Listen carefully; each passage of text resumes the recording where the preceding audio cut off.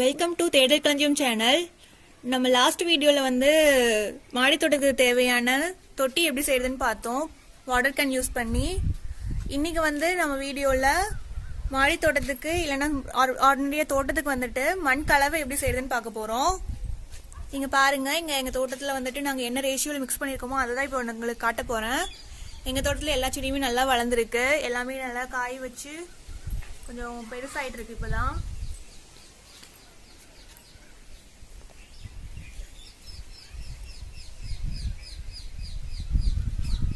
இன்னைக்கு வந்து இந்த மாதிரி மண்கலவை எப்படி செய்யறதுன்னு உங்களுக்கு வீடியோவில் காட்டுறேன் வாங்க. ஓகே, இப்போ நம்ம மண்கலவைக்கு ஃபர்ஸ்ட் வந்துட்டு நாங்கள் செம்மண் எடுத்திருக்கோம். இது வந்து வேப்பம் புண்ணாக்கு. இது வந்து எதுக்காக போடுறோம்னா, வேர்லலாம் வந்து எதுவும் பூச்சி தாக்குதல் ஏற்படாமல் இருக்கிறதுக்காக வந்துட்டு இது யூஸ் ஆகும்.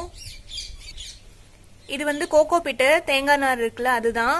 இது கொஞ்சம் ஆட் பண்ணிக்கிட்டீங்கன்னா வந்துட்டு வாட்டர் வந்து ரொம்ப ரிட்டைன் பண்ணி வச்சுக்கும். அடிக்கடி தண்ணி விட வேண்டிய அவசியம் இருக்காது. கொஞ்சம் தண்ணி இருந்தாவே அது நல்லா வந்து சேவ் பண்ணி வச்சுக்கும். அதுக்காக கோகோ பிட் யூஸ் பண்ணுறோம். நெக்ஸ்ட் நாங்கள் வந்து கொஞ்சம் களிமண் எடுத்திருக்கோம். இதுவும் வந்து அது மாதிரி தான், கோகோ பிட் மாதிரி. இதுவும் வந்து வாட்டர் நல்லா ரிட்டைன் பண்ணி வச்சுக்கோம் அதுக்காக. நெக்ஸ்ட் இது வந்து மண்புழு உரம்.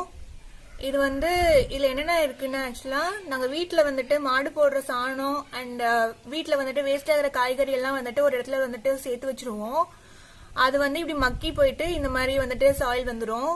இதுல வந்துட்டு நிறைய மண்புழு வரும். அந்த மண்புழு வந்துட்டு நம்ம மண்ணுக்கு தேவையான ஃபெர்டைல வந்து கொடுக்கும். அதுக்காக தான் இது வந்துட்டு நாங்க வீட்லயே ரெடி பண்ணியிருக்கோம்.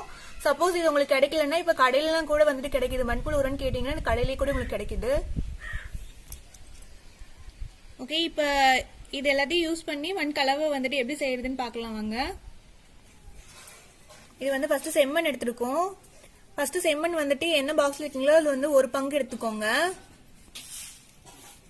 ஒரு பங்கு செம்மண்ணுக்கு வந்துட்டு ஒரு பங்கு மண்புழு உரம் எடுத்திருக்கேன். அதையும் அதில் போட்டுக்கோங்க.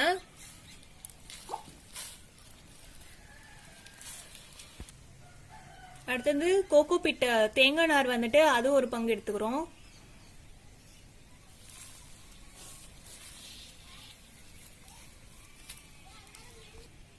அடுத்ததா களிமண் வந்து ஒரு அரை பங்கு எடுத்திருக்கோம்.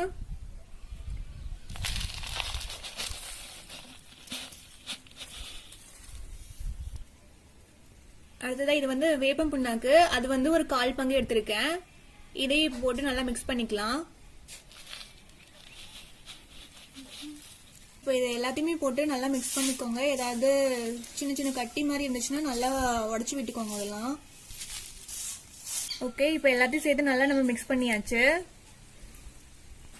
இப்போ மண்ணு வந்து ரெடி பண்ணியாச்சு. இப்போ வந்து இந்த தொட்டி தான் வந்து நாங்கள் லாஸ்ட் வீடியோவில் வந்துட்டு உங்களுக்கு சொல்லியிருந்தேன் வாட்டர் கேனில் எப்படி செய்யறதுன்ட்டு. அந்த தொட்டியில தான் இப்போ ஃபில் பண்ணிக்க போகிறோம். அந்த வீடியோ பார்க்காதவங்க வந்துட்டு நான் டிஸ்கிரிப்ஷனில் லிங்க் ஷேர் பண்ணுறேன், பார்த்துக்கோங்க.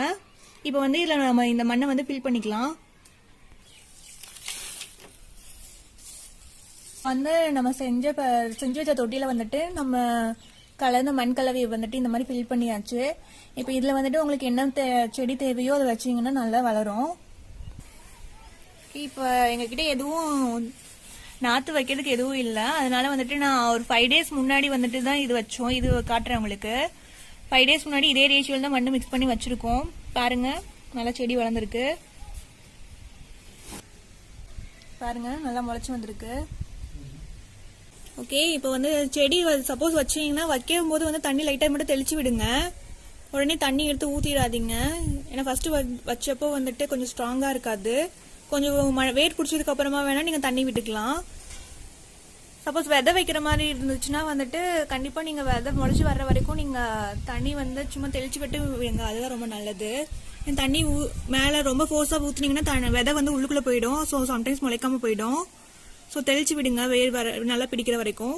அதுக்கப்புறமா வளர்ந்ததுக்கு அப்புறமா நீங்கள் வந்துட்டு இந்த மாதிரி டியூப்ஸ் கூட யூஸ் பண்ணி நீங்கள் தண்ணி விட்டுக்கலாம்.